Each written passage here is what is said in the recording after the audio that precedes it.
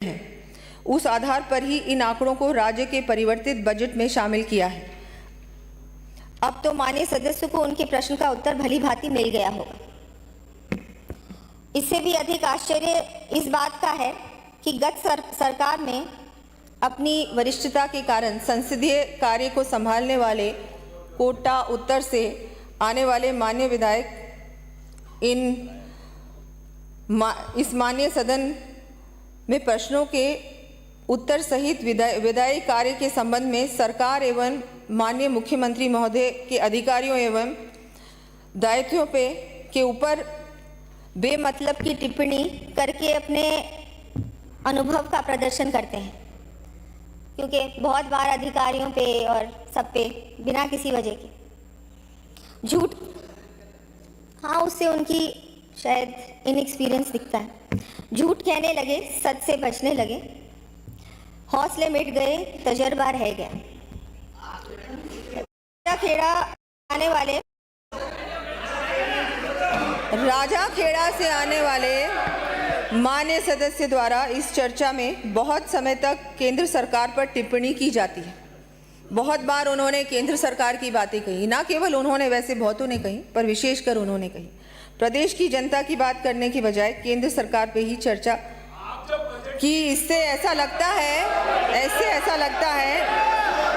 कि शायद इनको सांसद बनना था, मेरा विनम्र आग्रह है कि बजाय केंद्र पर बेमतलब टिप्पणी के स्थान पर आप प्रदेश से जुड़ी समस्याओं के बारे में बात करें। ये बर्दाश्त नहीं करूंगा मैं आपके आगे से, ध्यान रखो। बोलिए। माननीय सदस्य द्वारा ये बिंदु भी उठाया गया कि केंद्र सरकार से जो CRF, PMGSY इत्यादि का पैसा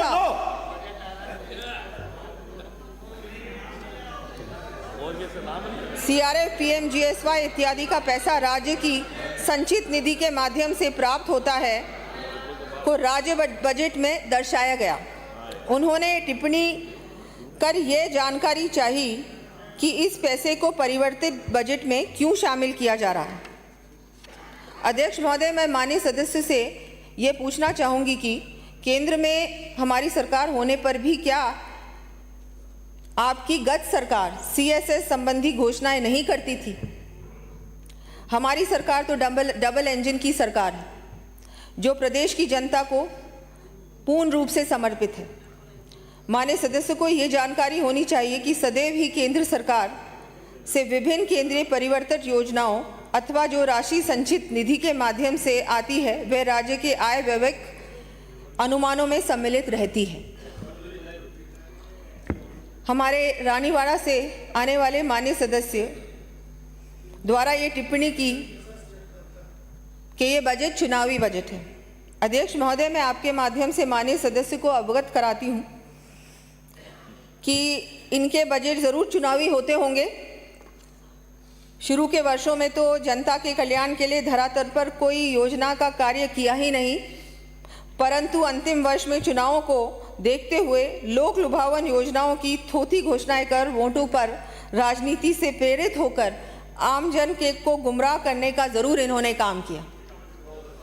हमने तो पहले बजट से ही दूरदर्शी सोच रखते हुए हर क्षेत्र के लिए प्लान बनाकर ये कार्य किया है, बजट बनाया है। एक लॉन्ग टर्म बजट है, ये सिर्फ एक साल का बजट नहीं है, सिर्फ ये भी नहीं है कि ये 5 साल का बजट है, ये विकसित राजस्थान का बजट है, 2047 के राजस्थान का बजट है, एक विजनरी बजट है।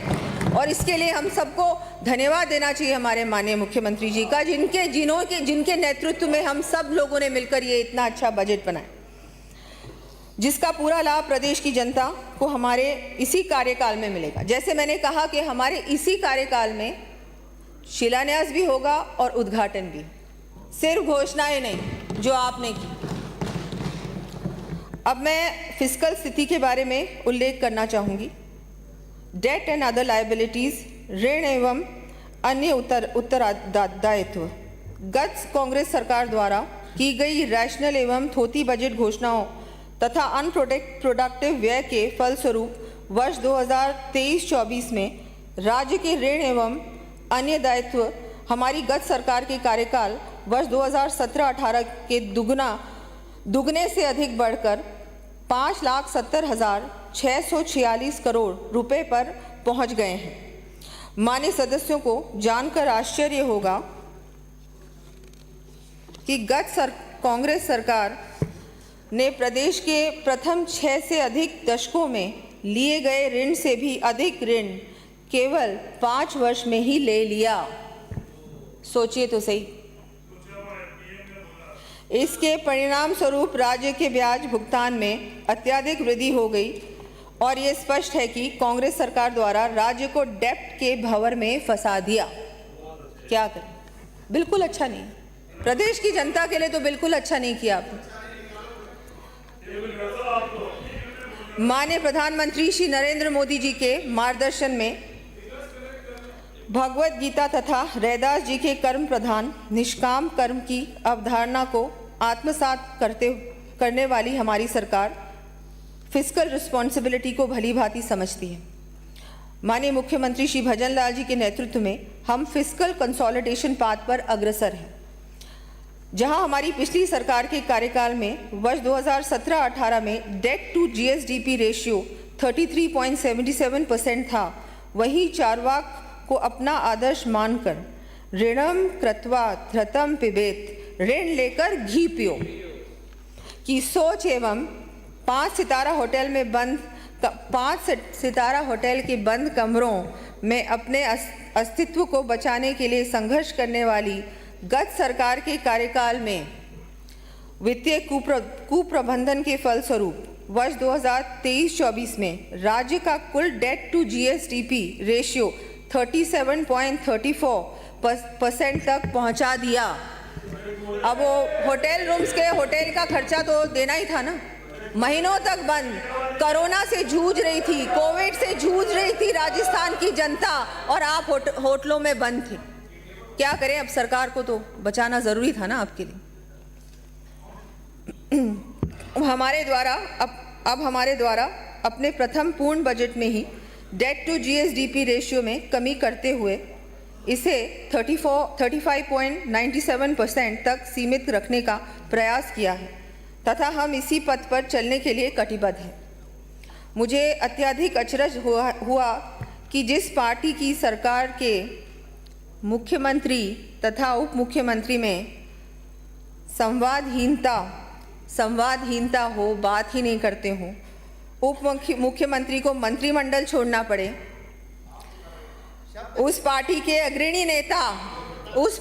अग्रणी नेता लक्ष्मणगढ़ से आने वाले हमारे माननीय विधायक हमारी सरकार में संवाद की स्थिति तथा कोऑर्डिनेशन को लेकर झूठी चिंता व्यक्त करते हैं। आप हमारी चिंता ना करें, आप तो अभी भी वही लड़ाई लड़ रहे हैं, आप तो अभी भी सब लोग वही लड़ाई लड़ रहे हैं। आप हमें अपने काम पे छोड़ें, हम अच्छा काम करके दिखाएंगे। उन्हें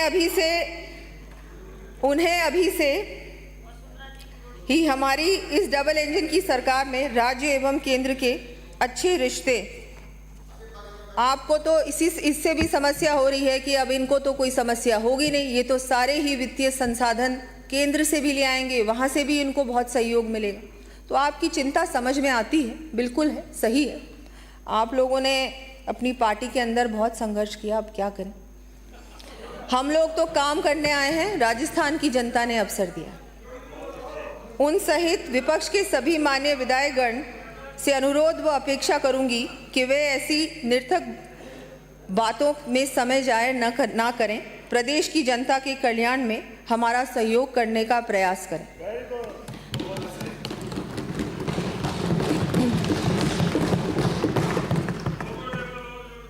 अभी तो उन्हें लोकतंत्र में कई सालों तक जनता विपक्ष की ही भूमिका देने वाली है।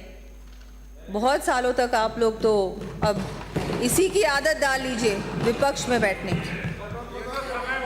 माननीय अध्यक्ष महोदय, मैं आपके माध्यम से विपक्ष के साथियों को भी कर्म की राह पर चलने के लिए प्रेरित करने की दिशा में कहना चाहूँगी कि ज्ञान के प्रकाश में सत्य की राह पर धर्म की ध्वजा लिए कर्म का संकल्प लो। जीवन के संग्राम में इच्छाओं का दाह कर दृढ़ता का ढोल के लिए कर्म का संकल्प लो।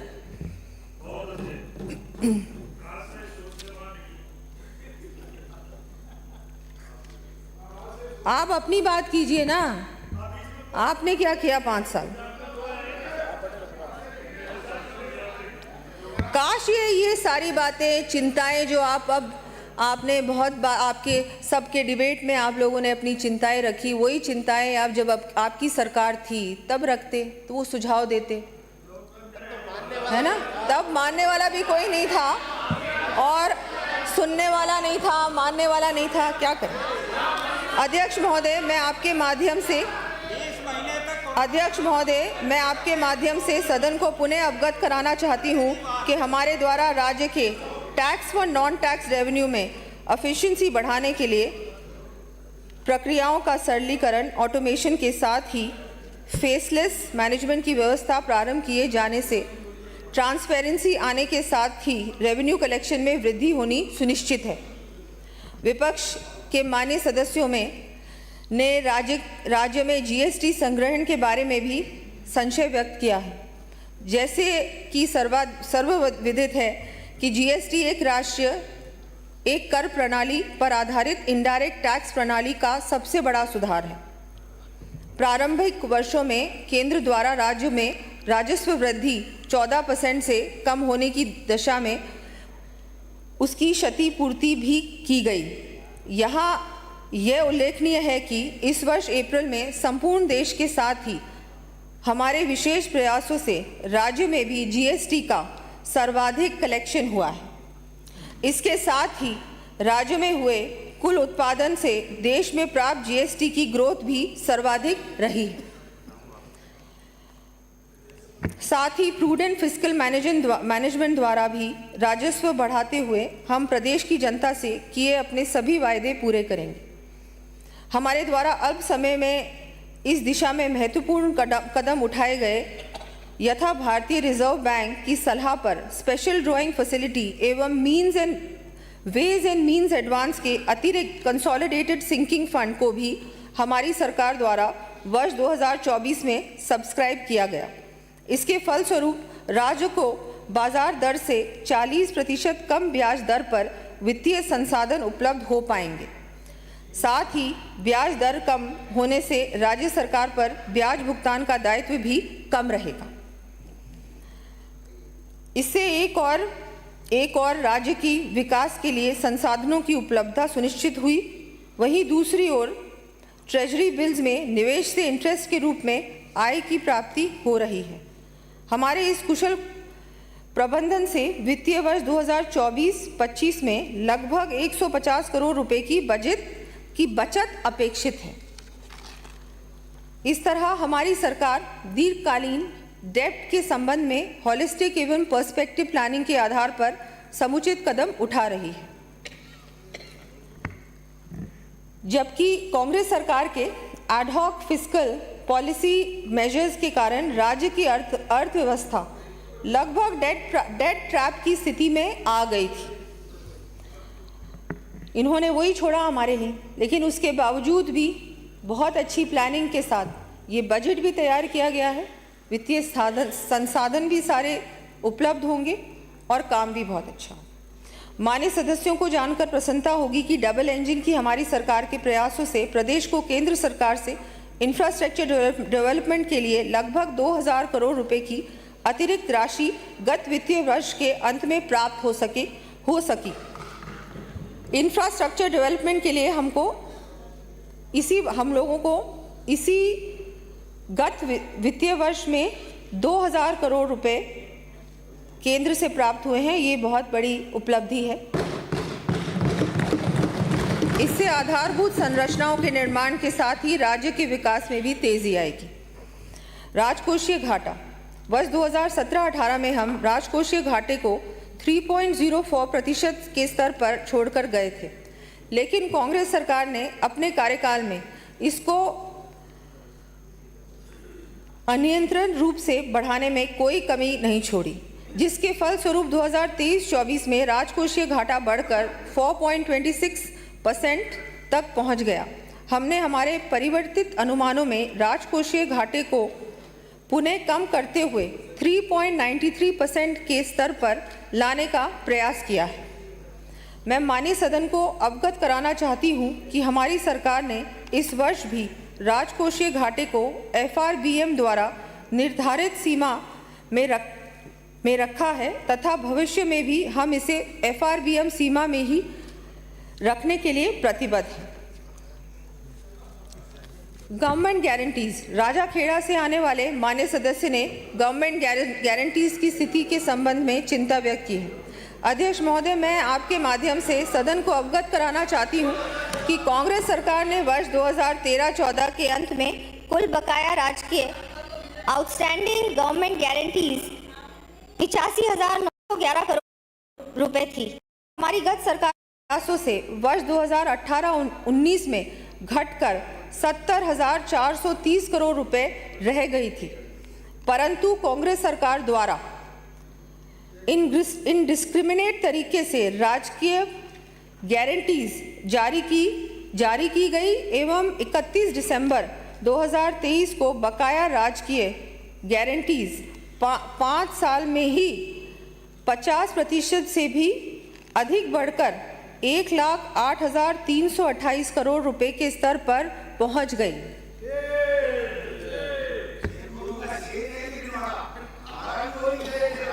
हमारी सरकार राजकीय पर सोच अलग है, विजन अलग है। हमारी सरकार राजकीय गारंटीज FRBM द्वारा निर्धारित सीमा में ही देने के साथ ऑल्टरनेट ऑप्शंस भी एक्सप्लोर कर रही है। केंद्र सरकार के सहयोग से इस संबंध में हम वर्ल्ड बैंक एवं ADB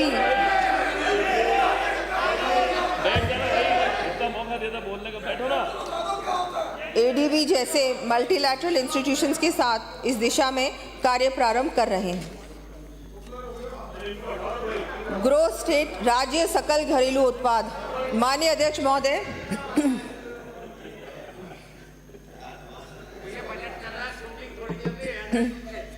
माननीय अध्यक्ष महोदय, मुझे ये बताते हुए अत्यंत प्रसन्नता है कि हमारी सरकार के द्वारा अल्प अवधि में ही कुशल वित्तीय प्रबंधन के साथ ही राज्य की अर्थव्यवस्था को सुदृढ़ करने के फलस्वरूप गत सरकार के कार्यकाल में दिसंबर 2023 तक GSDP की वृद्धि दर जो कि 11.58% थी, वह मार्च 2024 में बढ़कर 12.56% हो गई है। इसी प्रकार मैं सदन के सामने ये तथ्य प्रस्तुत करना चाहूँगी कि कांग्रेस सरकार के 5 वर्ष के कार्यकाल में GSDP में औसत वृद्धि दर 11.02% रही थी। यशस्वी प्रधानमंत्री जी के विजन एवं माननीय मुख्यमंत्री जी के एक्शन प्लान के दृष्टिगत हमारी सरकार द्वारा प्रस्तुत बजट में GSDP में वर्ष 2024-25 के लिए 16.53% वृद्धि दर का रोड मैप प्रस्तुत किया गया है। आप आंकड़े बता रहे थे तो मैं भी कुछ आंकड़े आपके सामने रख दूं। नेता प्रतिपक्ष महोदय, सुनो ना, सुना नहीं, काम की बात सुनी नहीं आपने। बिल्कुल सुनो ना, सुने नहीं आप। पूंजीगत व्यय, ये सर्वविदित तथ्य है कि पूंजीगत व्यय कैपिटल एक्सपेंडिचर पर अधिक राशि व्यय किए जाने से राज्य के औद्योगिक विकास को गति मिलने, GSDP में वृद्धि होने, रोजगार के अधिक अवसरों का सृजन होने, पर कैपिटा इनकम में वृद्धि होने के साथ ही प्रदेश का सर्वांगीण विकास सुनिश्चित हो सकेगा। हमारी सरकार के गत कार्यकाल में औसत पूंजीगत व्यय नेट बोरोइंग का 61.52% था, लेकिन कांग्रेस सरकार के फाइनेंशियल मिसमैनेजमेंट एवं ऋण का उपयोग थोथी बजट घोषणाओं तथा अनप्रोडक्टिव राजस्व व्यय में किए जाने के परिणाम स्वरूप औसतन पूंजीगत व्यय नेट बोरोइंग का 41.61% तक गिर गया। मान्य सदस्यों को ये जानकर प्रसन्नता होगी कि अब हम इसे 63.13% तक लाकर गाड़ी को पटरी पर लेके आएंगे।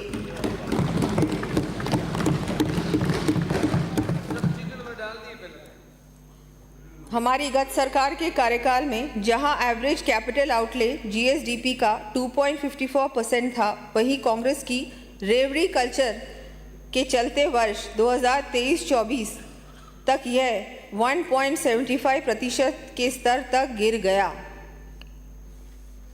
हमारी सरकार ने आधारभूत संरचनाओं एवं पूंजीगत कार्यों कैपिटल आउटले हेतु वर्ष 2024-25 में प्रावधान को बढ़ाकर 44,216 करोड़ रुपए प्रस्तावित किया है, जो कि जीएसडीपी का 2.48% है। Sector wise analysis, sector wise खर्च का विश्लेषण। माननीय अध्यक्ष महोदय, हमने बजट में हर वर्ग का ध्यान रखते हुए समावेशी बजट प्रस्तुत किया है, जिससे हमारा प्रदेश विकसित राज्यों की श्रेणी में तो आएगा ही, पर वंचित वर्गों के चेहरों पर भी मुस्कान आएगी। माननीय सदस्यों ने चर्चा के दौरान विभिन्न सेक्टर्स पर अपनी अपनी राय दी है। माननीय अध्यक्ष महोदय, अब मैं राज्य की अर्थव्यवस्था से जुड़े हुए मुख्य सेक्टर्स पर अपनी बात कहना चाहूँगी। वर्ष 2018-19 में योजनाओं का कुल प्रावधान 1,07,865 करोड़ रुपए रखा था, जो वर्ष 2023-24 में 1,84,312 करोड़ हुआ। इस प्रकार 5 वर्षों में केवल 76,000 करोड़ रुपए की वृद्धि हुई, जबकि हमारी सरकार ने वर्ष 2024-25 में 2,09,634 करोड़ रुपए का प्रावधान किया है। इस प्रकार हमारी सरकार ने केवल एक वर्ष में ही 25,000 करोड़ की वृद्धि प्रस्तावित की है।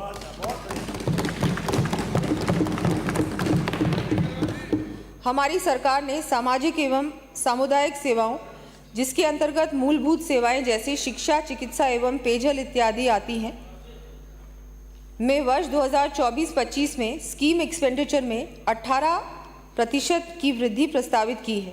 मैं माननीय सदस्यों को कुछ प्रमुख क्षेत्रों में हमारे द्वारा की जा रही वृद्धि के बारे में अवगत कराना चाहूँगी। सड़कें 1,655 करोड़ रुपए, पेयजल 3,496 करोड़ रुपए, सिंचाई 2,277 करोड़ रुपए, ऊर्जा 4,490 करोड़ रुपए, चिकित्सा 3,647 करोड़ रुपए, शिक्षा 7,064 करोड़ रुपए, सामाजिक सुरक्षा व अन्य 4,581 करोड़ रुपए, कृषि बजट 7,600 करोड़ रुपए से अधिक।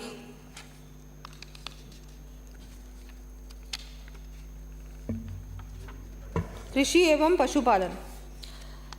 हमारी सरकार प्रदेश के अन्नदाताओं को समृद्ध बनाकर विकसित एवं खुशहाल राजस्थान का सपना साकार करेगी तथा हम उन्नत कृषि खुशहाल किसान के लिए प्रतिबद्ध हैं। हमारी सरकार कांग्रेस की तरह तथ्यहीन थोथी घोषणाओं की बजाय किसानों को सभी तरह से संबल देने का प्रयास कर रही है।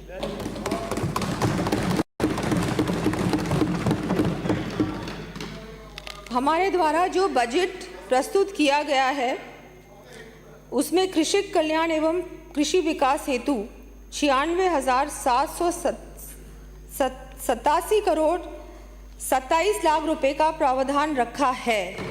96,787 करोड़ 27 लाख रुपए का प्रावधान रखा है, जो कि कांग्रेस सरकार द्वारा वर्ष 23-24 में किए गए प्रावधान से लगभग 7,600 करोड़ रुपए अधिक है।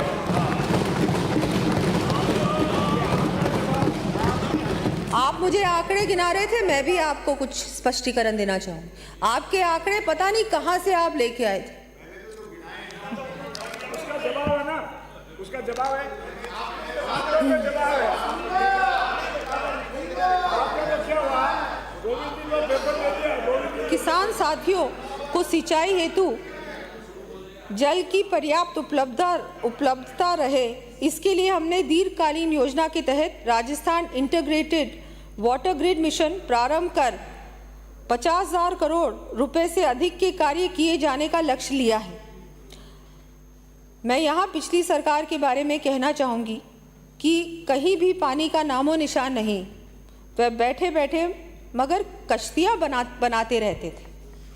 जल जीवन जैसी केंद्र की महत्वाकांक्षी योजना जल जीवन मिशन, आप यहाँ राजस्थान में उसको इम्प्लीमेंट नहीं कर पाए पूरी तरह से, और उसके बारे में और मैं कुछ नहीं कहना चाहूँगी, बहुत कुछ कहने को है।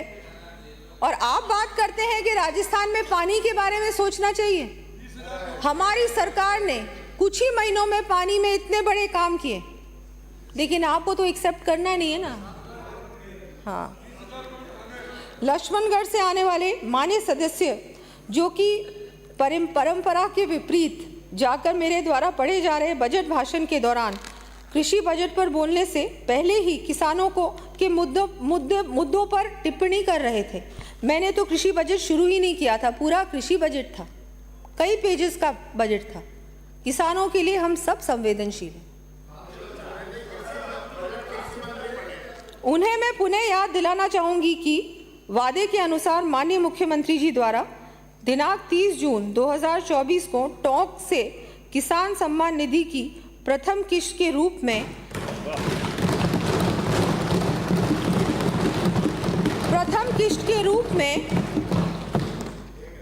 66 लाख किसान भाइयों को डीबीटी के माध्यम से किसान सम्मान निधि की अतिरिक्त राशि 650 करोड़ रुपए सीधे बैंक खातों में स्थानांतरित की। राजस्थान के इतिहास में ये पहली बार है जब हमारे प्रदेश के अन्नदाताओं को राज्य सरकार द्वारा इतनी बड़ी संख्या में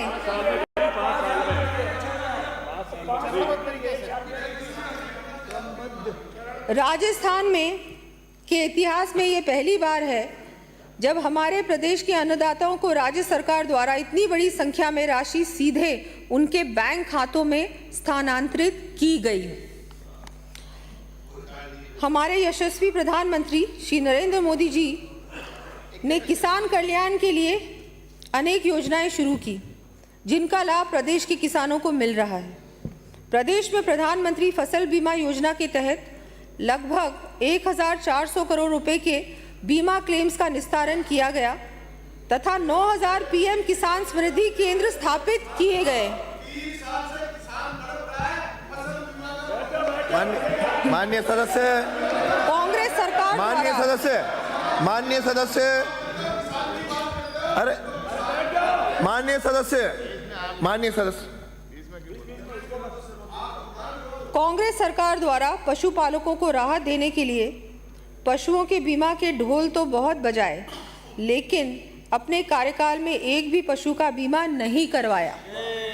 एक भी पशु का बीमा आप मानते हैं, बिल्कुल एक्सेप्ट भी कर रहे हैं, बिल्कुल माननीय सदस्य एक्सेप्ट कर रहे हैं, बिल्कुल ऐसे एक्सेप्ट करते जाइए, क्या करें। हमने न केवल दुधारू पशुओं गाय भैंस ही नहीं बल्कि अन्य पशुओं भेड़ बकरी ऊंट को शामिल करते हुए पशुधन बीमा का दायरा भी बढ़ाया है। भीनमाल से आने वाले माननीय सदस्य द्वारा गरीब किसानों के संबंध में चिंता व्यक्त की। उस संबंध में मैंने मेरे बजट भाषण में भी यही कहा कि आपके मिसमैनेजमेंट के कारण किसान ठगा सा महसूस कर रहा है। अच्छा है आपने अपनी नाकामी को स्वीकारा तो सही, बिल्कुल अच्छी बात है, बहुत ज़रूरी है, लेकिन ये स्वीकार नहीं आप कर रहे हैं ना सपोर्ट। अरे आप मेरी हर बात पे सहमति, अरे आप ही माननीय सदस्य, अरे माननीय सदस्य आपके लोग कर रहे हैं। माननीय सदस्य सबसे ज्यादा तो आप मेरी हर बात पे सहमति प्रदान कर रहे हैं, हर बात को अग्री कर रहे हैं। माननीय सदस्य, अच्छा है आपने अपनी नाकामी को स्वीकारा तो, लेकिन ये अरे माननीय सदस्य बैठिए। माननीय सदस्य, अरे माननीय सदस्य नो बैठिए। माननीय सदस्य, लेकिन ये स्वीकार, माननीय सदस्य सीमा क्रॉस कर रहे हो। लेकिन माननीय ये सदस्य सीमा स्वीकार क्रॉस कर उसकी रहे हो। बहुत ही विलंब से आई, लेकिन चलो आई तो सही, स्वीकारा अरे तो सही। फिर सीमाओं का उल्लंघन मत करो। माननीय सदस्य भीम से आने वाले, क्या कर रहे हो? फिर सीमाओं का उल्लंघन करोगे नाम लूंगा। टोडा भीम से आने वाले माननीय सदस्य ने कहा कि किसानों को जो फसली ऋण मुफ्त ब्याज कर दिया जाता था, हमने तो उसमें भी कटौती कर दी। माननीय सदस्य का ये सरासर झूठ तथ्य है, ये बिल्कुल सही नहीं है। आपने ये जो बात रखी है ये तथ्यों के विपरीत है, ऐसा बिल्कुल नहीं हुआ है। हमने पिछली वर्ष से अल्पकालीन फसली ऋण की राशि में 1000 करोड़ रुपए की वृद्धि करते हुए अनुदान का भी प्रावधान किया है।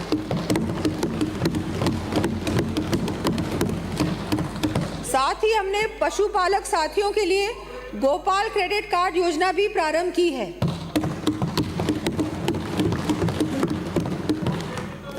इसी प्रकार पूर्ववर्ती सरकार ने पानी के नाम पर सिर्फ राजनीति करते हुए ईआरसीपी सहित प्रदेश की प्रमुख पेयजल परियोजनाओं को अटकाने का काम किया, लेकिन हमारी सरकार ने अल्प समय में ही हमारे यशस्वी प्रधानमंत्री श्री नरेंद्र मोदी जी के मार्गदर्शन तथा मुख्यमंत्री श्री भजनलाल जी के नेतृत्व में ईआरसीपी के लिए केंद्र सरकार एवं मध्य प्रदेश के साथ एमओयू कर प्रथम चरण हेतु कार्य आदेश भी जारी कर दिए हैं।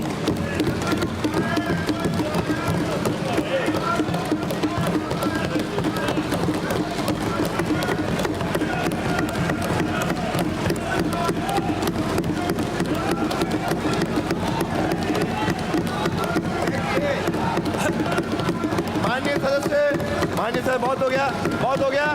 माननीय सदस्य बैठिए, आपको बैठिए, थोड़ा हो गया, बहुत है। साथ ही शेखावटी अंचल के लोगों की बरसों पुरानी मांग को पूरा करने के लिए यमुना जल समझौते के तहत केंद्र सरकार और हरियाणा सरकार के साथ त्रिपक्षीय समझौता किया जा चुका है।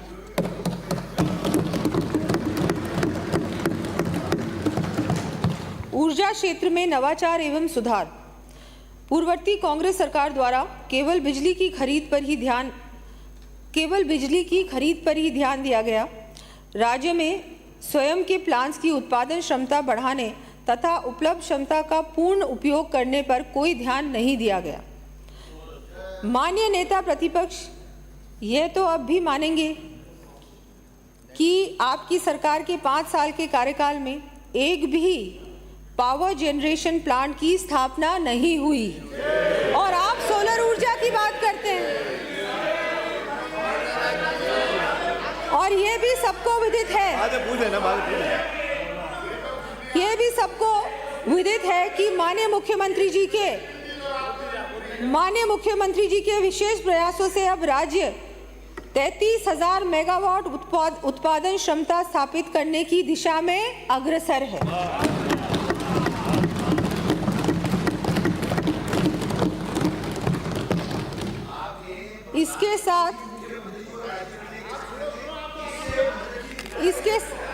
इसके साथ ही गत सरकार के समय पूर्व से संचालित प्लांट्स का पीएलएफ भी मात्र 55.10% रहा। हमारी सरकार ने कार्यभार संभालते ही राज्य के प्लांट्स की क्षमता के उपयोग पर पूर्ण ध्यान दिया, जिसके परिणाम स्वरूप पीएलएफ 70.32% हो गया है। हमारी गत भाजपा सरकार ने केंद्र सरकार की उदय योजना को राज्य में वर्ष 2015 से लागू कर विद्युत कंपनियों के बकाया ऋणों की 75% राशि 62,422 करोड़ रुपए अधिग्रहित टेकओवर पर विद्युत कंपनियों का ऑपरेशनल एंड फाइनेंशियल टर्नअराउंड किया गया था। इसके परिणाम स्वरूप वर्ष 2018-19 में डिस्कॉम्स राशि 2,607 करोड़ रुपए के प्रॉफिट में थी। तत्पश्चात कांग्रेस सरकार की ऊर्जा क्षेत्र में अदूरदर्शी नीतियों के फलस्वरूप प्रदेश की डिस्कॉम्स एवं ऊर्जा क्षेत्र को अत्यंत दयनीय स्थिति में पहुंचा दिया। इसी का परिणाम रहा कि वर्ष 2020-21 से डिस्कॉम्स पुनः घाटे की स्थिति में आ गए और दिसंबर 2023 तक डिस्कॉम्स का अक्यूमुलेटेड लॉस राशि 1,01,215 करोड़ रुपए व बकाया ऋण राशि 91,767 करोड़ रुपए हमें विरासत में मिले। इतना घाटा। हमारी सरकार ऊर्जा क्षेत्र में निरंतर नवाचार के लिए प्रतिबद्ध है। हमारी सरकार द्वारा विगत कुछ समय में ही इस संबंध में केंद्र सरकार के विभिन्न PSU से MOU किए जाकर उनको धरातल पर लाने का काम शुरू कर दिया है, जिससे राज्य में सबको निर्बाध बिजली मिल सकेगी और साथ ही डिस्कॉम्स की आर्थिक स्थिति भी सुधरेगी। विपक्ष के माननीय सदस्यों द्वारा तथ्यों को तोड़ मरोड़ के रखने की श्रृंखला में बायतू से आने वाले सदस्य ने कहा कि कैप्टिव पावर प्लांट्स पर लगने वाले विद्युत शुल्क इलेक्ट्रिसिटी ड्यूटी समाप्त कर दी गई। यहाँ मैं पुनः स्पष्ट करती हूँ कि इसमें कैप्टिव पावर प्लांट्स पर लगने वाले विद्युत शुल्क को समाप्त नहीं किया गया है, मात्र कैप्टिव पावर प्लांट्स के ऑक्सिलरी एनर्जी कंजम्पशन वाले भाग पर लगने वाले विद्युत शुल्क इलेक्ट्रिसिटी ड्यूटी को ही समाप्त किया गया है। लगता है माननीय सदस्य ने पूर्व में ध्यान से पूरी बात नहीं सुनी हो, सुनी भी नहीं आप लोगों ने, पढ़ी भी नहीं, जो मर्जी है आप बोलते गए। बोलने के लिए बोलना पड़ता है, समझ में आता है, बोलना ही है। विपक्ष है, आप बोलेंगे। माननीय अध्यक्ष महोदय, कांग्रेस सरकार द्वारा किसानों को दिन के समय 2 बार बिजली ये उछल के बोलने की जरूरत नहीं है। I will name you. आज मुझे मजबूरन बाहर निकालने के लिए कहना पड़ेगा। मिस्टर बोरा, माइक यू, तीसरी बार कह रहा हूं, और अब की बार यदि इस तरह किया तो मैं तुरंत बाहर भेजने के मजबूर होऊंगा। माननीय अध्यक्ष महोदय, कांग्रेस सरकार द्वारा किसानों को दिन के समय 2 बार बिजली उपलब्ध कराने की घोषणा की गई, परंतु उस पर अमल नहीं किया गया और वह कागजी घोषणा बनकर रह गई। मैं सदन को आश्वस्त करना चाहूंगी कि हम 2027 तक किसान भाइयों को दिन के समय भी बिजली उपलब्धता सुनिश्चित करेंगे।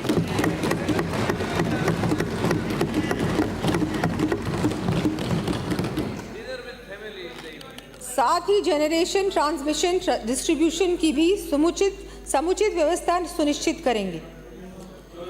रिसर्जेंट राजस्थान, कांग्रेस सरकार द्वारा हमारे द्वारा सफलतापूर्वक आयोजित किए गए रिसर्जेंट राजस्थान की नकल करते हुए इन्वेस्टमेंट राजस्थान समिट 2022 आयोजित की गई, जिसमें केवल थोड़ी चर्चाएं की गई। कुछ ग्रुप्स कंपनी से MOU किए गए, परंतु इन MOU पर केवल कागजी कार्रवाई हुई, कोई MOU धरातल पर नहीं आया। कांग्रेस की सरकार सदा से ही मुंगेरी लाल के सपने दिखाने का काम करती है। आप बहुत सारी घोषणाएं करते, बहुत की आपने, सपने भी दिखाए, ये सारे समिट्स के नाटक भी किए, लेकिन काम क्या किया? यही कारण है कि आज सब लोग रो रहे हैं। सड़कों की हालत तो मैंने देखी है, क्या हालत करके छोड़ गए आप। फाइनेंशियल स्थिति के बारे में बोलेंगे तो पता नहीं क्या आप लोगों ने कर दिया। जाते जाते तो आपने कुछ भी नहीं छोड़ा। हमारी सरकार ने रिन्यूएबल एनर्जी को बूस्ट करने के लिए नई लैंड पॉलिसी लागू की है, जिससे राज्य की ऊर्जा आवश्यकताएं पूरी होने के साथ ही पर्यावरण में भी सुधार होगा। साथ ही हमने प्रदेश में बड़े उद्योगों के साथ ही MSME को बढ़ावा देने का कार्य प्रारंभ से ही शुरू कर दिया है। चिकित्सा एवं स्वास्थ्य, बड़े दुर्भाग्य की बात है कि चिकित्सा एवं स्वास्थ्य जैसे आम जनता के जीवन से जुड़े संवेदनशील विषय पर भी विपक्ष द्वारा जनता को ये कहकर गुमराह किया जा रहा है कि हमारे द्वारा पूर्ववर्ती सरकार द्वारा चलाई गई स्वास्थ्य योजनाओं को बंद किया जा रहा है। माननीय अध्यक्ष महोदय, मैं आपके माध्यम से सदन को आश्वस्त करना चाहूंगी कि हेल्थ फॉर ऑल के सिद्धांत पर कार्य करते हुए स्वास्थ्य से जुड़ी हुई योजनाओं को और अधिक बेहतर कर मुख्यमंत्री आरोग्य योजना माँ योजना में कैंसर जैसी गंभीर बीमारियों के इलाज के लिए आईपीडी के साथ साथ डे केयर पैकेज, बच्चों के लिए पीडियाट्रिक पैकेज एवं अन्य पैकेजेस का रैशनलाइजेशन किया जा रहा है। इसी क्रम में हम पब्लिक हेल्थ इंफ्रास्ट्रक्चर को मजबूत करने के साथ ही विस्तार के लिए भी प्रतिबद्ध है। यशस्वी प्रधानमंत्री माननीय श्री नरेंद्र मोदी जी के विजन के अनुरूप हमने चिकित्सा एवं स्वास्थ्य के आधारभूत ढांचे के विकास के लिए पहला पूर्ण बजट में ही नेशनल हेल्थ पॉलिसी 2017 के निर्धारित लक्ष्य से भी अधिक कुल व्यय का 8.26% राशि 27,660 करोड़ रुपए का प्रावधान किया है, जो गत सरकार के 5 वर्षों के औसत से लगभग 1.5% अधिक है। जनजाति क्षेत्र विकास टीएसपी एरिया डेवलपमेंट। डूंगरपुर से आने वाले माननीय सदस्य द्वारा जनजाति क्षेत्र टीएसपी एरिया में निवासरत हमारे जनजाति के भाई बहनों के लिए चिंता करते हुए कहा कि नरेगा में टीएसपी एरिया में हमारी सरकार ने 125 दिन मजदूरी के दिए थे, लेकिन आपकी सरकार के बनते ही उसको आपने 100 दिन कर दिया। मैं माननीय सदन को अवगत कराना चाहूँगी कि यह बिल्कुल तथ्यहीन बात है। आज भी राज्य की एसटी बहुल्य 8 जिलों की 47 पंचायत समितियों के जॉब कार्ड होल्डर परिवारों को महात्मा गांधी नरेगा में 100 दिवस पूर्ण करने के उपरांत 50 अतिरिक्त दिवसों का रोजगार राज्य मद से उपलब्ध कराया जा रहा है।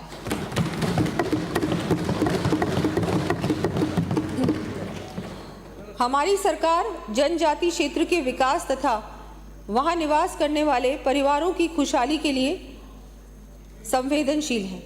इसी क्रम में हमारे द्वारा गोविंद गुरु जनजातीय क्षेत्रीय विकास योजना भी प्रारंभ की जा रही है।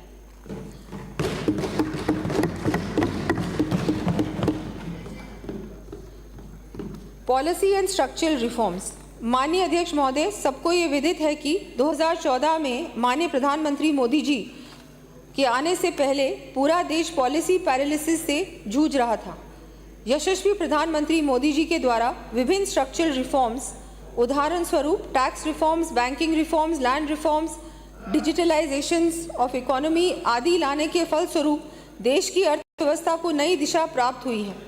हमारी सरकार द्वारा भी इस नीति का अनुसरण करते हुए इस बजट में industrial policy, MSME policy, agro processing policy, export promotion policy, youth policy, state skill policy, Rajasthan 1 district 1 product policy, Rajnivesh policy इत्यादि नई नीतियां लाकर सुधार सुनिश्चित कर रहे हैं।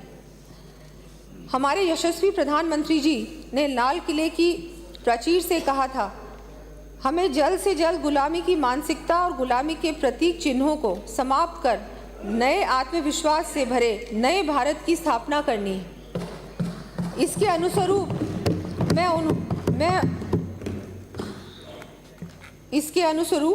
में उन्होंने आज के समय में अनुपयोगी हो चुके पुराने आपराधिक कानूनों को हटाकर उनके स्थान पर नवीन न्यायिक विधियों को लागू करवाया है। हम जो कहते हैं वो करके भी दिखाते हैं। नए कानूनों में पीड़ित को जल्द न्याय उपलब्ध कराने और दोषी के स्थान पर पुनर्वास की भावना को प्रधानता दी गई है। साथ ही महिलाओं, बच्चों तथा ग्रामीणों के हितों को बढ़ावा देने के प्रावधानों को भी शामिल किया है। बहुत ही दुर्भाग्य की बात है कि हमारे प्रतिपक्ष के साथी नकारात्मक सोच तो रखते ही हैं, साथ ही आमजन की श्रद्धा से खिलवाड़ करने से भी बाज नहीं आते। बजट पर बहस के दौरान कोटा उत्तर से आने वाले माननीय सदस्य ने अपनी आदत के अनुसार धार्मिक स्थानों पर विकास कार्य करवाने की गत सरकार की कागजी घोषणा का ढोल बजाते हुए हमारे द्वारा वास्तव में जनता की आस्था को मूलभूत देने के प्रयासों पर बेमतलब की टिप्पणी की है। जैसा मैं बहुत बार कह चुकी हूँ, आप लोगों ने घोषणाएं की है, चाहे हम मंदिरों की बात करें, चाहे हम सड़कों की बात करें, चाहे हम किसी भी चीज़ की बात करें, घोषणाएं की, बहुत सारी बातें की, लेकिन अगेन धरातल पर कुछ नहीं उतरा। और मंदिरों की बात की कि क्यों इस मंदिर में इतना क्यों दिया जा रहा है, उस मंदिर में क्यों दिया जा रहा है, और हमने इतना दिया था। वास्तविकता ये है कि आपने दिया पता नहीं क्या था, आपने सिर्फ बोला था, लेकिन जो काम धरातल पे हुआ है वो बिल्कुल उतना नहीं हुआ है, नाम मात्र काम हुआ है, और कई जगहों पे तो कुछ भी काम नहीं। मैं माननीय सदन के माध्यम से प्रदेश की जनता को उनकी खुशहाली के साथ ही उनके श्रद्धा स्थलों के विकास के लिए भी आश्वस्त करती हूँ।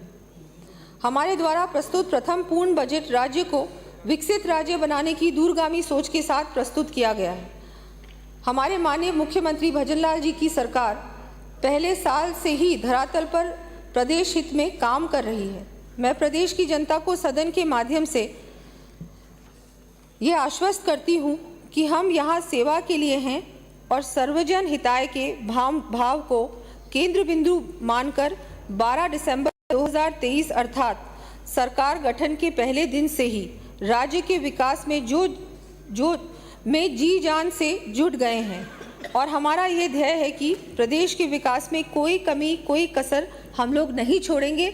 जितने वायदे किए, घोषणाएं किए, उससे अधिक काम होगा।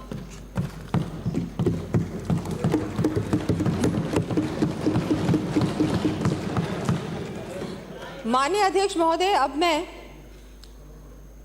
नवीन घोषणाएं प्रस्तावित कर रही हूं।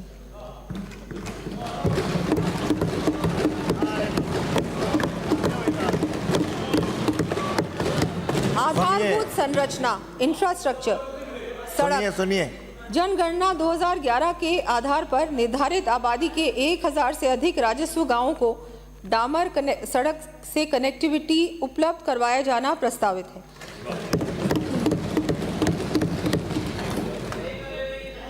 प्रदेश में सड़कों के विस्तार एवं सुदृढ़ीकरण हेतु लगभग 2000 करोड़ रुपए की राशि से विभिन्न सड़क निर्माण कार्य 2 वर्षों में करवाए जाने प्रस्तावित हैं। इन सड़क कार्यों की सूची मैं सदन के पटल पर प्रस्तुत कर रही हूं। लंबी सूची है।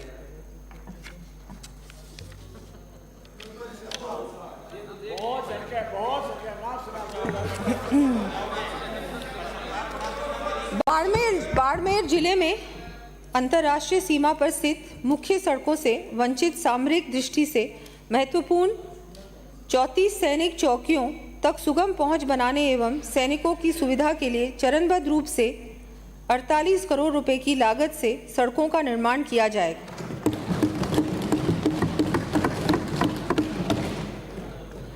प्रथम चरण में इस वर्ष 9 सैनिक चौकियों हेतु सड़क निर्माण का कार्य हाथ में लिया जाएगा। नगरीय विकास, भिवाड़ी के सुनियोजित विकास के लिए मास्टर ड्रेनेज प्लान तैयार किया जाकर तथा अजमेर शहर में अन्ना सागर के पास के क्षेत्र में नालों एवं ड्रेनेज संबंधी कार्य हाथ में लिए जाएंगे।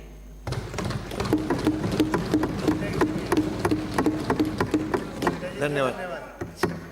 खीमसर, नागौर, डीग व शाहपुरा में रोडवेज बस स्टैंड संबंधी कार्य करवाए जाएंगे।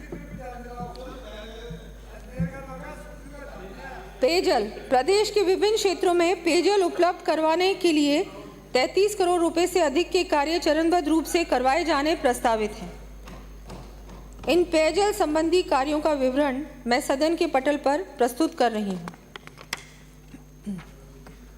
ऊर्जा, विद्युत प्रसारण तंत्र को सुदृढ़ एवं विकसित करने हेतु 132 केवी या उससे अधिक की हाई टेंशन लाइन के निर्माण हेतु आवश्यक टावर एवं ट्रांसमिशन लाइन से किसानों की ज़मीन प्रभावित होती है। किसानों को ऐसी स्थिति में मैं ऐसे ट्रांसमिशन टावर बेस के साथ चारों तरफ 1 मीटर तक अतिरिक्त क्षेत्रफल की गणना तक डीएलसी दर का दुगुना तथा ट्रांसमिशन लाइन के नीचे आने वाले क्षेत्रफल के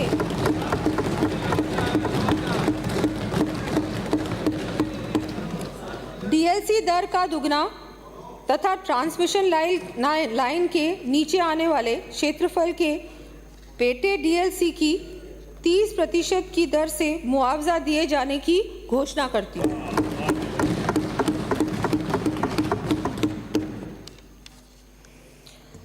एनर्जी ऑडिट के लिए 3 वर्षों में 4,34,000 डिस्ट्रीब्यूशन ट्रांसफॉर्मर्स पर चरणबद्ध रूप से स्मार्ट मीटर्स लगाए जाएंगे। इस वर्ष 1 लाख से अधिक स्मार्ट मीटर्स लगाए जाने प्रस्तावित हैं। विद्युत प्रसारण तंत्र के सुदृढ़ीकरण हेतु विभिन्न क्षमता के जीएसएस स्थापित किए जाएंगे। इन जीएसएस की सूची मैं सदन के पटल पर रख रही हूँ। औद्योगिक विकास।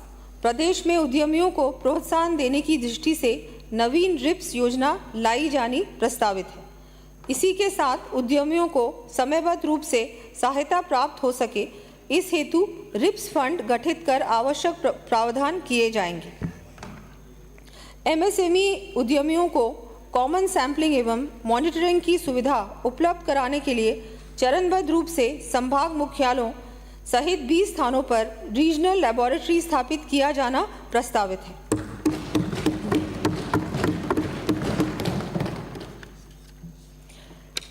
राजस्थान वित्त निगम के वित्तीय सुदृढ़ीकरण हेतु वर्ष 2024-25 में राज्य सरकार एवं रीको द्वारा 50-50 करोड़ रुपए की अंश पूंजी का सहयोग प्रदान किया जाना प्रस्तावित है। पर्यटन कला एवं संस्कृति। भृतहरि धाम अलवर, अर्बुदा माता एवं अचलेश्वर महादेव मंदिर माउंट आबू, द्वारकाधीश जी मंदिर राजसमंद, नसिया जी विराटनगर, कोटपुतली बहरोड, दिल्ली बाईपास स्थित तेग बहादुर साहिब गुरुद्वारा जयपुर तथा बुड्ढा जौहर गुरुद्वारा अनूपगढ़ में श्रद्धालुओं की सुविधा एवं विकास कार्य करवाए जाएंगे।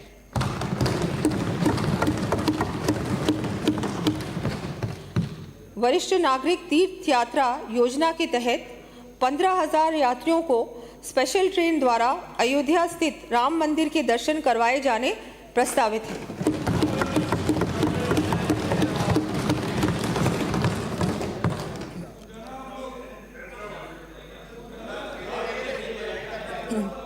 देश के नवनिर्माण में हमारे महापुरुषों द्वारा दिए गए योगदान एवं उनके कार्यों को विद्यार्थियों तक पहुंचाने हेतु उनकी जीवनी को प्रकाशित कराया जाएगा। प्रथम चरण में स्वामी विवेकानंद एवं सरदार वल्लभ भाई पटेल के मोनोग्राफ प्रकाशित किए जाएंगे।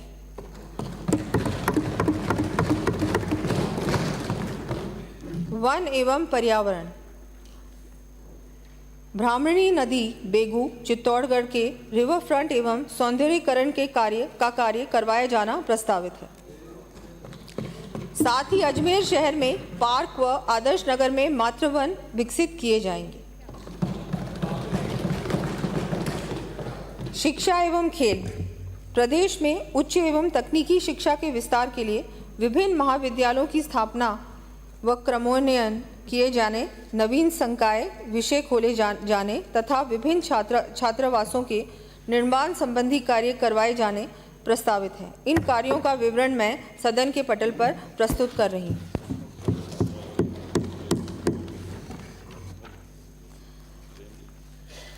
बालिकाओं को तकनीकी शिक्षा के क्षेत्र में प्रोत्साहन देने के उद्देश्य से पॉलीटेक्निक तकनीकी पाठ्यक्रम में प्रवेश लेने पर उच्च शिक्षा की तर्ज पर इस वर्ष योग्यता मेरिट के आधार पर 500 स्कूटी वितरित की जाएंगी।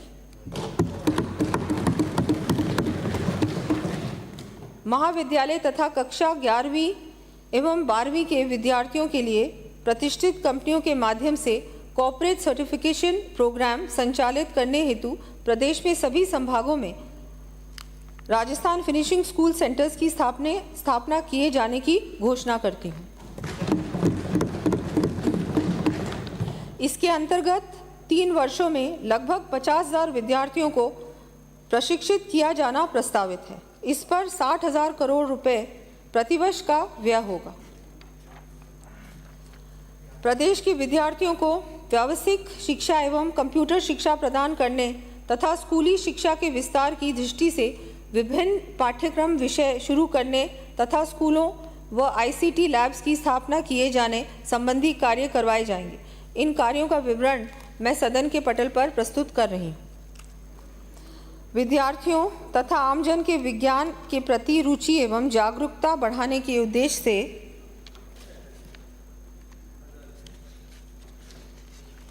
अलवर एवं भरतपुर में विज्ञान केंद्र की स्थापना का कार्य हाथ में लिया जाना प्रस्तावित है।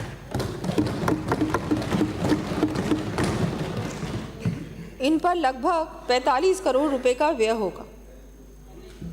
भरतपुर में 13 करोड़ रुपए की लागत से डिजिटल प्लानिटेरियम स्थापित किया जाएगा। जयपुर में state remote sensing application centre का उपकेंद्र खोला जाएगा। प्रदेश में NCC कैडेट्स की संख्या में लगभग 11,000 की वृद्धि की जाकर नागौर, जैसलमेर एवं बांसवाड़ा में NCC कार्यालय स्थापित किए जाने प्रस्तावित है।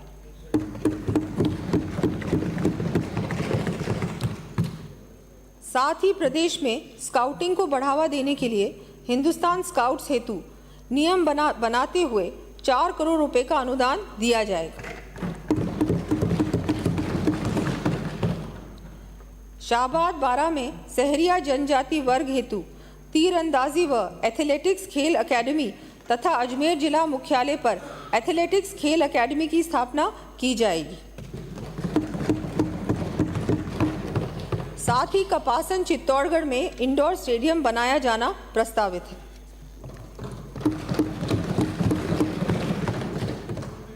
चिकित्सा एवं स्वास्थ्य, दुर्लभ बीमारियों से पीड़ित बच्चों को राहत देने के लिए मुख्यमंत्री आयुष्मान बाल संबल योजना प्रारंभ कर 5,000 रुपये मासिक सहायता दिए जाने की घोषणा करती हूँ।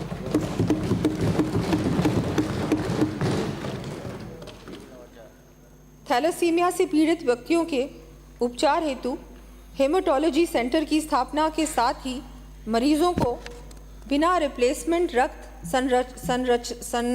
संरक्षण की सुविधा उपलब्ध कराए जाने हेतु 10 नए रक्त संग्रहण एवं परिवहन वाहन उपलब्ध करवाए जाएंगे।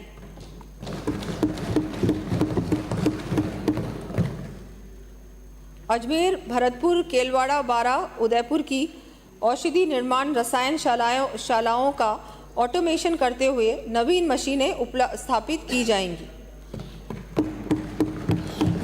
इन पर 15 करोड़ रुपए का व्यय होना प्रस्तावित है।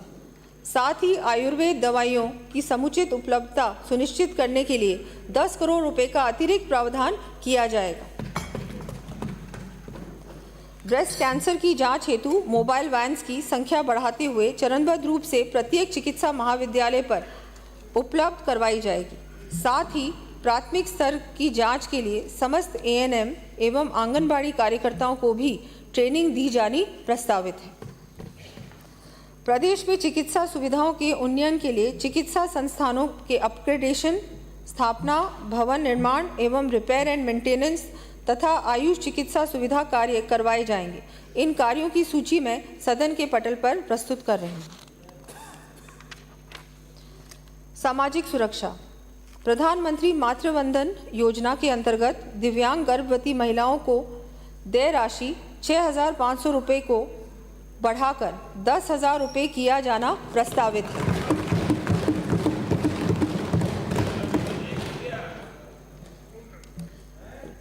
राजीविका के अंतर्गत संचालित संकुल स्तरीय संगठनों के लिए कार्यालय भवन निर्माण, मरम्मत एवं नवीनीकरण हेतु विधायक स्थानीय क्षेत्र विकास योजना एवं राज्य वित्त आयोग के अंतर्गत 100 करोड़ रुपए व्यय किए जाने प्रस्तावित है।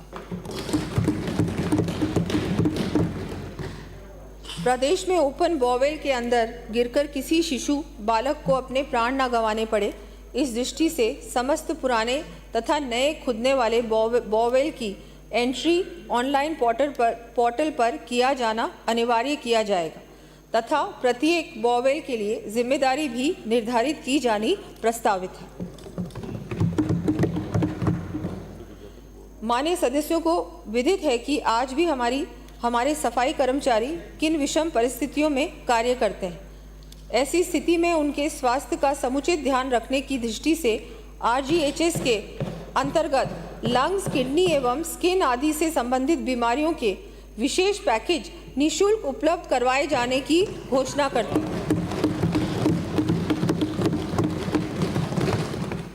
प्रदेश में सिंचाई सुविधाओं से संबंधी विभिन्न कार्य करवाए जाने प्रस्तावित हैं। इन सिंचाई कार्यों की सूची मैं सदन के पटल पर प्रस्तुत कर रही हूँ। 20,000 किसानों को भूमि सुधार हेतु निःशुल्क जिप्सम उपलब्ध करवाए जाना प्रस्तावित है। प्रदेश में कृषि क्षेत्र में उन्नत तकनीक का प्रयोग बढ़ाने की दृष्टि से centre of excellence for tissue culture एवं state institute of food technology, entrepreneurship and management की स्थापना किया जाना प्रस्तावित है। प्रदेश में बापिड़ी, लोहावट, फालोदी तथा कोट खावड़ा, जयपुर में कृषि उपज मंडी स्थापित की जाएगी। प्रदेश में पशु चिकित्सा सुविधा के लिए विभिन्न पशु चिकित्सा संस्थान खोले व क्रमोन्नत किए जाएंगे। इन संस्थानों की सूची मैं सदन के पटल पर प्रस्तुत कर रही हूँ। प्रदेश की 100 गौशालाओं को रियायती दरों पर गौ कास्ट मशीन उपलब्ध करवाए जाने की घोषणा करती हूँ।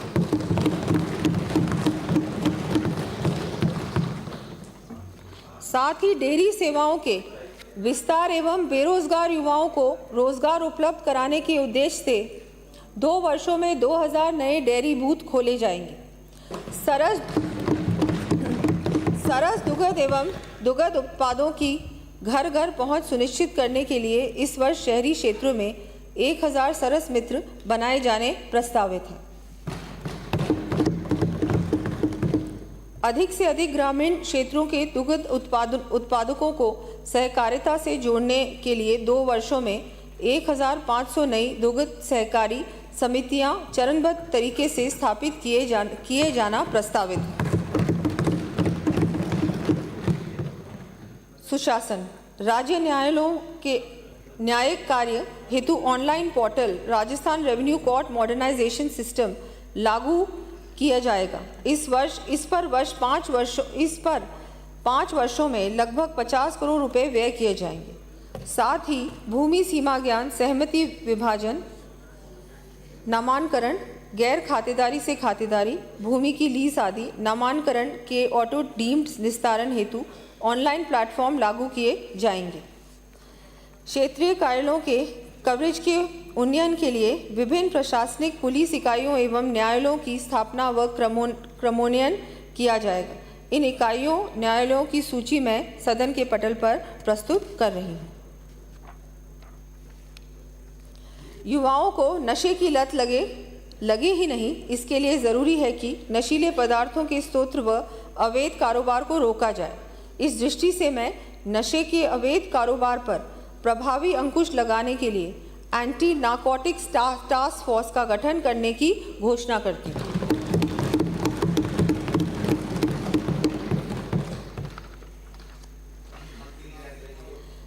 राजस्थान पुलिस को बेहतर तकनीकी प्रशिक्षण सुविधा प्रदान करने के लिए पुलिस दूरसंचार प्रशिक्षण केंद्र का अपग्रेडेशन एवं विस्तार कर राजस्थान पुलिस तकनीकी प्रशिक्षण अकेडमी के रूप में स्थापना की जाएगी। साथ ही पुलिस थानों में FIR से लेकर इन्वेस्टिगेशन तक का कार्य ऑनलाइन सुचारू रूप से हो, इस हेतु शेष रहे 202 पुलिस थानों में भी इंटरनेट कनेक्टिविटी सुविधा उपलब्ध कराया जाना प्रस्तावित है। कार्मिक कल्याण, केंद्र के पेंशन नियमों के अनुरूप ही राज्य सरकार के कार्मिक की सेवानिवृत्ति पर अन्य पात्र सदस्य के नहीं होने पर स्थायी रूप से स्पेशली एबल्ड बच्चे और बच्चों, आश्रित माता पिता और स्पेशली एबल्ड भाई बहन का नाम PPO में अंकित किए जाने की मैं घोषणा करती हूँ। राजस्थान गवर्नमेंट हेल्थ स्कीम के अंतर्गत राजकीय उपक्रमों स्वायत्त शासी संस्थाओं, बोर्ड, निगम, विश्वविद्यालय आदि के आरजीएसएस कार्ड धारक कार्मिकों एवं पेंशनरों की आउटडोर चिकित्सा सुविधा व्यय की प्रतिवर्ष सीमा को 20,000 रुपये से बढ़ाकर 30,000 रुपये करने की घोषणा करती हूँ। साथ ही इन उपक्रमों के आरजीएसएस कार्ड धारक पेंशनों की मृत्यु उपरांत उनके पात्र आश्रितों को आरजीएसएस के अंतर्गत चिकित्सा सुविधा उपलब्ध करवाई जाएगी। वृद्ध पेंशनर्स को आरजीएचएस के अंतर्गत विटामिन्स, मिनरल्स एवं एंटीऑक्सीडेंट्स को अनुमत किया जाना प्रस्तावित है। अध्यक्ष महोदय, मैं आपके माध्यम से सदन को पुनः विश्वास दिलाना चाहती हूँ कि माननीय प्रधानमंत्री श्री नरेंद्र मोदी जी के मार्गदर्शन व माननीय मुख्यमंत्री श्री भजनलाल जी के कौशल नेतृत्व में हमारी सरकार प्रदेश को विकास की ऊंचाइयों तक ले जाने में कोई कसर नहीं रखेगी। जन सामान्य के कल्याण के लिए शुरू की गई हमारी योजनाओं के माध्यम से अंतिम छोर पर खड़े व्यक्ति के चेहरे पर मुस्कान लाने का हम अथक प्रयास करेंगे। मैं यहाँ आह्वान करना चाहूँगी, रुको ना तुम, थको ना तुम, राह से भटको ना तुम। अपने अडिग विश्वास से एक राह का संकल्प लो, ज्ञान से झुके रहो, विश्वास से डटे रहो, जीवन साकार जो करे उस ज्ञान का संकल्प लो। जय हिंद। धन्यवाद। सदन की बैठक गुरुवार 18 जुलाई 2024 के प्रातः 11 बजे तक के लिए स्थगित की जाती है।